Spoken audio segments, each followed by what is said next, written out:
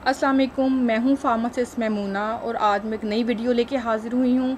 आज मैं आपको बताने जा रही हूँ एंटीबायोटिक्स के गलत इस्तेमाल के बारे में, सो इसलिए वीडियो को एंड तक ज़रूर देखिएगा। आप जानते हैं कि मौसम तब्दील होने वाला है और अब गर्मियाँ ख़त्म होने वाली हैं और सर्दियाँ स्टार्ट होने वाली हैं। तो जैसे ही मौसम की तब्दीली होती है तो बच्चों में और बड़ों में नज़ला, ज़ुकाम और बुखार की अलामात ज़ाहिर होना शुरू हो जाती हैं। तो जैसे ही ये प्रॉब्लम स्टार्ट होते हैं तो लोग जो हैं वो डॉक्टर की तरफ जाना शुरू कर देते हैं। तो 3 कैटेगरीज़ के लोग होते हैं। कुछ ऐसे लोग हैं जो जब ये प्रॉब्लम स्टार्ट होते हैं तो डॉक्टर के पास जाते हैं, किसी स्पेशलिस्ट के पास जाते हैं या ईएनटी के पास जाते हैं। कुछ ऐसे लोग होते हैं जो किसी अताई के पास जाते हैं, वो क्वैक होता है, उसकी कोई प्रोफेशनल क्वालिफ़िकेशन नहीं होती और उसके पास जस्ट थोड़ा बहुत कुछ एक्सपीरियंस होता है, उसके पास जाते हैं और उसके पास जाके उससे कोई 2 खुराकें बनवा के ले आते हैं। आप पैसे खर्च नहीं कर सकते, वो लोग क्वैक्स के पास जाते हैं। तीसरे किस्म के वो लोग होते हैं जो जाना ही पसंद नहीं करते और वो सेल्फ़ मेडिकेशन करते हैं, वो ख़ुद से दवाई ख़रीद के ले आते हैं, उनको थोड़ा बहुत नॉलेज होता है और वो दवाई ख़ुद से इस्तेमाल करना शुरू कर देते हैं।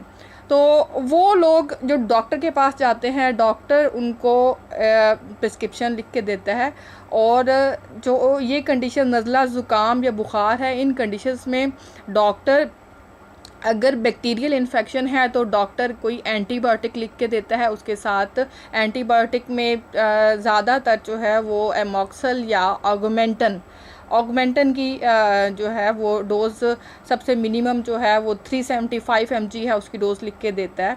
उसके बाद साथ में कोई एंटी एलर्जिक सिरप होता है या मेडिसिन कोई टैबलेट होती है, साथ में पेन किलर पैनाडोल दी जाती है। तो अब ये तीनों किस्म के जो लोग हैं ये क्या कर रहे हैं, ये एंटीबायोटिक रेजिस्टेंस इमर्ज कर रहे हैं।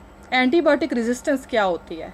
जब आप प्रॉपर ट्रीटमेंट नहीं लेते, 3 दिन का अगर ट्रीटमेंट एडवाइस किया गया है तो 3 दिन एंटीबायोटिक्स नहीं ले रहे तो क्या होता है कि खून के अंदर जो मतलूबा मिकदार है दवाई की, जब वो नहीं पहुंचती तो बैक्टीरिया किल नहीं होते। बैक्टीरिया जो थ्रोट इन्फेक्शन, जो गले में इन्फेक्शन हो रही होती है ना, गले में ख़राश हो रही होती है या बुखार, उसकी वजह से फिर आगे बुखार नज़ला शुरू हो जाता है। तो जब मतलूबा मिकदार खून में नहीं होगी, 2 खुराकों से वो उतनी मिकदार खून में अभी तक गई ही नहीं है तो दवाई छोड़ दी है, तो उसकी वजह से क्या होगा कि जो बैक्टीरिया हैं वो किल नहीं होंगे, बल्कि पहले से भी ज़्यादा स्ट्रॉन्ग हो जाएंगे, बहुत ज़्यादा ताकतवर हो जाएंगे। बहुत ज़्यादा ताकतवर होंगे तो वो दोबारा से अटैक करेंगे और रिकरेंट इन्फेक्शन होगी और दोबारा डॉक्टर के पास आप भागोगे।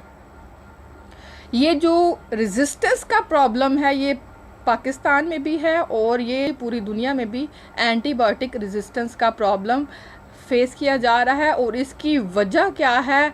एंटीबायोटिक का गलत इस्तेमाल या एंटीबायोटिक का बहुत ज़्यादा बेजा इस्तेमाल या एंटीबायोटिक का डॉक्टर के मशवरे के बगैर इस्तेमाल इसकी वजूहात है। अब आप दोबारा डॉक्टर के पास जाते हो तो डॉक्टर क्या करेगा कि जो ऑगमेंटन की डोज़ है वो 375 mg से इंक्रीज़ कर देगा, 625 mg पे चला जाएगा। उसके बाद वो 1 ग्राम पे चला जाएगा। तब भी फ़र्क नहीं पड़ेगा, क्योंकि आपने जो पहले जो टैबलेट्स लिए हैं वो आपने गलत तरीके से लिए हैं, तब भी उसका फ़र्क नहीं पड़ेगा। उसके बाद इंजेक्शंस पे चले जाएगा। तो उसके अब रिज़ल्ट क्या निकलेगा? एक तो आप मेडिसिन बहुत ज़्यादा ले रहे हैं, ये आपको बार बार डॉक्टर के पास जाना पड़ेगा, जिसकी वजह से आपका वक्त का ज़्यादा होगा। दूसरा ये है कि आपकी रकम जो है वो भी ज़्यादा खर्च। तो जो फार्मासिस्ट की एडवाइस है वो ये है कि डॉक्टर की हदायत के मुताबिक दवाई लें। जितने दिन का ट्रीटमेंट है उतने दिन मेडिसिन ज़रूर लें। अगर आपको फ़र्क महसूस हो भी जाता है, अगर आपको पहली 2 डोजेज़ से आपको बेहतरी महसूस हो रही है तो आप एंटीबायोटिक्स को या मेडिसिन्स को फिर भी ना छोड़ें कि जी इनके साइड इफ़ेक्ट्स बहुत ज़्यादा हैं, नहीं तो आपको इससे भी डबल स्ट्रेंथ में मेडिसिन लेनी पड़ेगी। किसी भी किस्म का कोई इशू हो रहा है, अगर आपको कोई डायरिया हो गया या कोई और प्रॉब्लम आप फेस कर रहे हैं तो आप डॉक्टर या फार्मासिस्ट से मशवरा कर सकते हैं। खुद से कभी भी दवाई में कोई भी तब्दीली ना करें। इसके अलावा डोज को डबल ना करें या खुद से किसी भी खुराक की डोज को इंक्रीज़ या डिक्रीज़ ना करें। इंशाल्लाह नेक्स्ट वीडियो में मैं फिर हाजिर होंगी। तब तक के लिए अल्लाह हाफिज़। डॉक्टर ने उनको एडवाइस किया है कि वो 5 दिन ये या 3 दिन या 5 दिन ये मेडिसिन आपने लेनी है।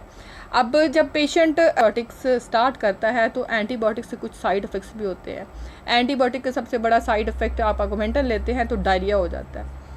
तो कुछ लोग इन साइड इफ़ेक्ट्स के डर की वजह से या इनसे बचने के लिए कि हमें ये इश्यूज़ ना आए, वो 3 दिन की बजाय 1 दिन मेडिसिन लेंगे या 2 दिन लेंगे और वो मेडिसिन छोड़ देंगे।